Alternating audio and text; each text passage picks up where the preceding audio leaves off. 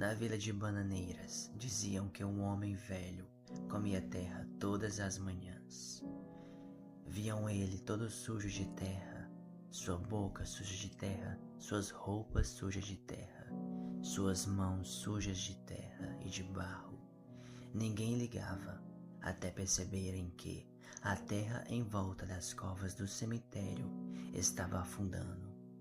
Um garoto o seguiu e viu o velho cavando com as mãos, enfiando os dedos nos corpos e lambendo os ossos dos cadáveres. Quando contaram à polícia, o velho já não estava mais lá. Mas no chão da casa dele havia um buraco profundo, com uma respiração vindo de dentro.